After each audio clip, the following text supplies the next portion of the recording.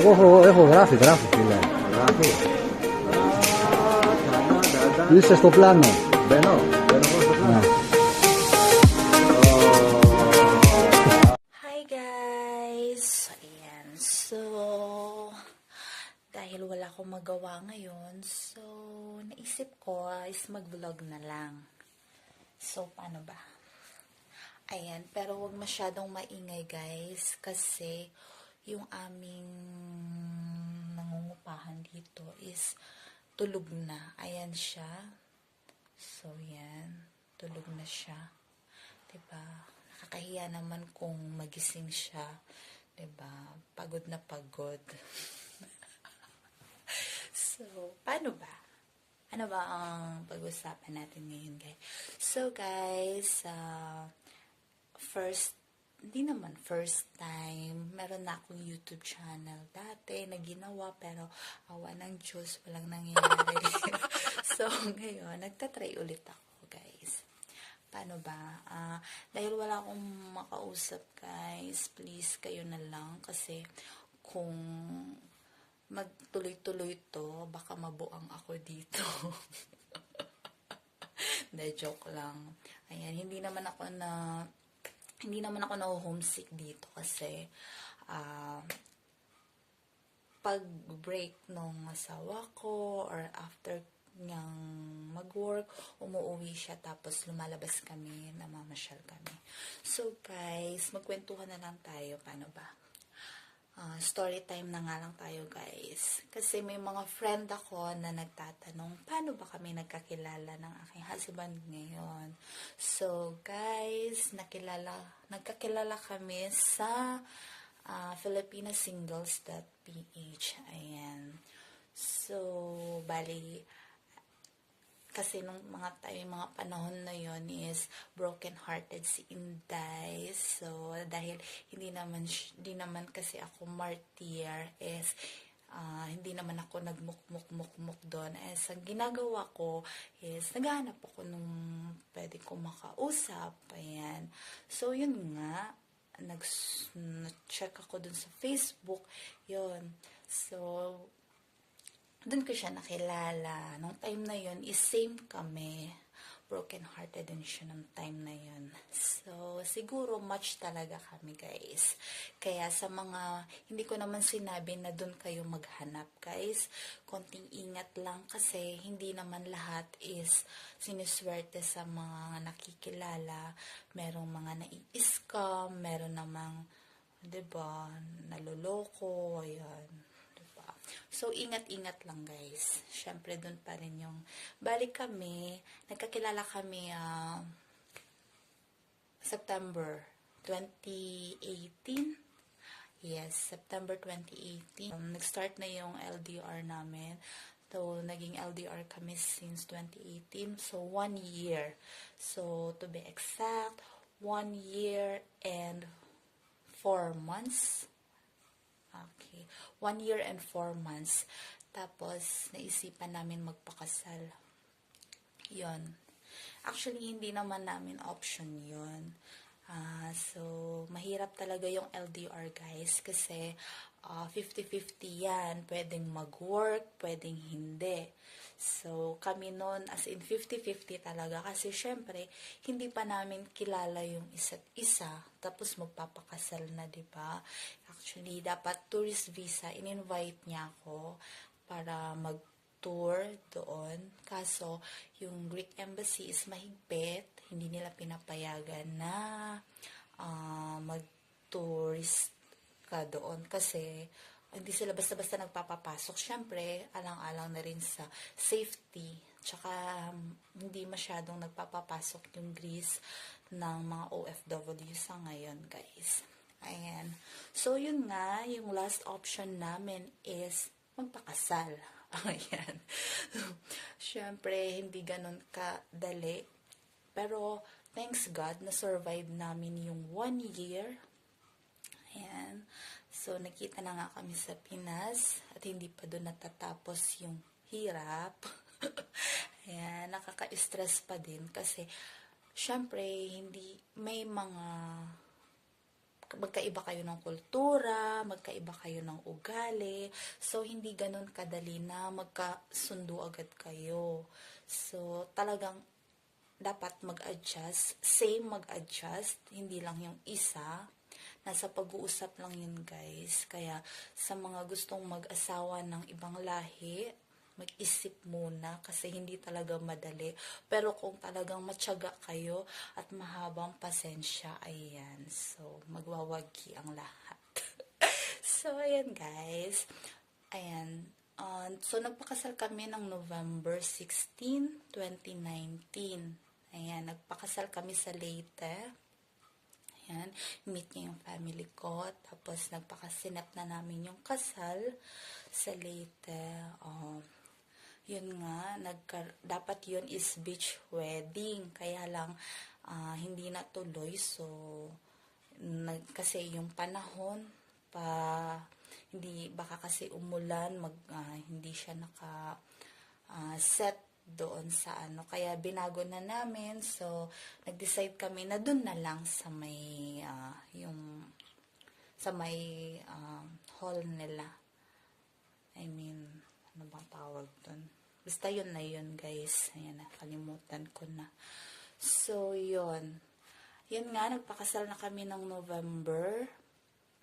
And, ina-expect ko na makarating ako ng ayan, gising na siya, kaloka. Hi, Milo.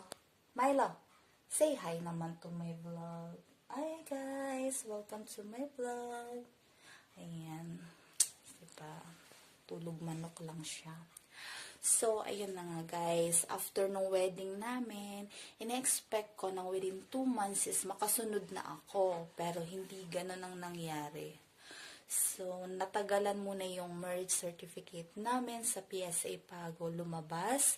Then, after nun, ayan, nakakatakot na talagang nakaka-disappoint kasi nagkaroon pa tayo ng pandemic. Ayan. Ay, kung nangangalay na ako, pwede bang ilapag? Binabati ko guys yung mga friends ko na nasa Pinas guys. Sa lahat ng gising na po dyan. Good morning sa inyo guys. And also to my family, Papa, ang aking minamahal na Papa. Also to Samir, ang aking bebe, ang aking poging anak. Miss na miss ka na ni Mama. Na hindi tayo nagkasama. Sana pagdating ng panahon, mapanood mo tong video, bebe. Hindi ginusto ni Mama na hindi ka makita. Dahil sa pandemic, hindi talaga nabigyan. Nakakalungkot talaga. As in, hati talaga yung emosyon ko kasi kalahating masaya kasi nga sa super tagal naming pag-aantay, dumating na yung time na magkakasama na rin kami ng husband ko. At the same time, half nun, malungkot, talagang mixed emotions kasi malungkot na akala ko makakauwi ako ng probinsya para makabanding sila pero hindi nangyari lahat ng yun kasi gahol na sa oras lalo na pandemic, ang daming mga requirements na kailangan. So, ayun bebe ko, Samir, mag-aral kang mabuti na. I know, hindi tayo nagka-bonding. I know na matalino kang bata. Darating yung panahon na maintindihan mo si Mama para sa'yo din yung ginagawa ni Mama. I love you, bebe ko. Miss na rin kita, ga. Pakabait ka kay Lolo, ha? I love you. So, i-share ko lang sa inyo, guys, yung surprise video na ginawa nung asawa ko nung dumating ako dito sa vlog. Actually, mahilig siya sa surprise, guys. And, I would like to say thank you also to Fanny's, ayan, and to his wife. Thank you for your time, also for the gifts, ayan. So, pagdating ko pa lang dito is binigyan na nila ako ng gift. LDR is napakahirap talaga, guys. Hindi ganun kadali kasi hindi pa kayo parang 50-50 talagang same kayong magti-take ng risk na kung ano bang kakalabasan ng relationship ninyo, guys. So, yan lang. Advice ko lang sa mga mag-LDR dyan. Habaan pa yung pasensya, di ba? Number 1 sa atin yung mga Filipina, mahaba ang pasensya. Dahil sila, hindi ganun kahaba yung pasensya nila. So, habaan ang pasensya. Number 2, communication. Consistent dapat yung communication. And, pinaka-importante sa lahat is tiwala. Ayan. Siyempre, mahirap yun, diba? Dapat, kung talagang mahal nyo yung isa't isa, is gagawin nyo talaga yung lahat para same kayo, malayo sa tukso. Ayan. So guys, papakita ko sa inyo, guys. So, hanggang dito na lang, guys. See you again. Bye-bye. Έχω γράφει φίλε. Γράφει. Είσαι στο πλάνο. Μπαίνω εγώ στο πλάνο. Ναι.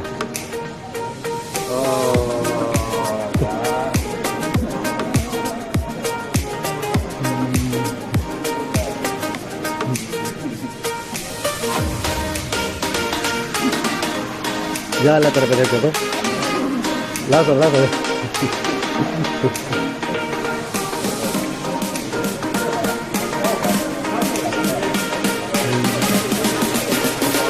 Λάθος.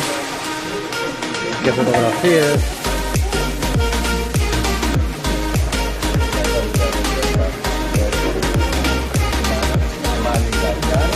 Maligayan, pag-abis, pag-abis. Maligaya. Pag-abis.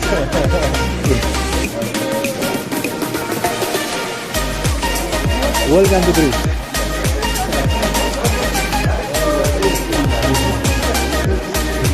Για προχωρήστε ρε παιδιά. Προχωρήστε.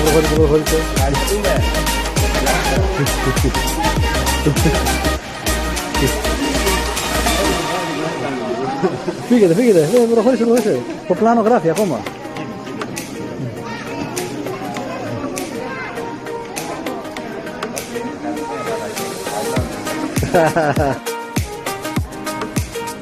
No. Down. Ascensor. Down. No.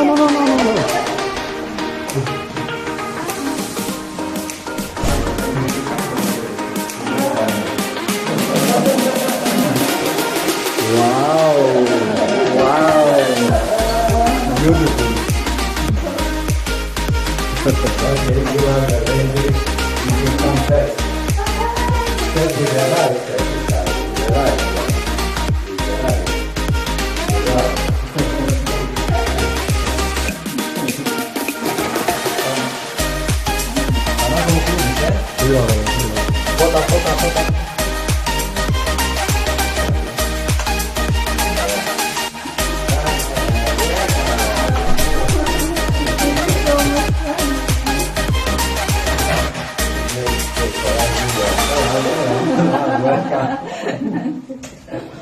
Okay, outside is Milo.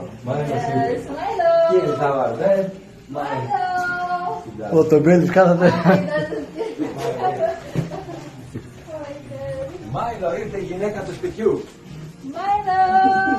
Oh, you don't force me! Εντάξει. Έλα, ρίξε και σε μένα κανένα. Καλωσόρισμα. I'm your mom! I'm your mom now! Καλωσόρισμα έχουμε. Καλωσόρισμα.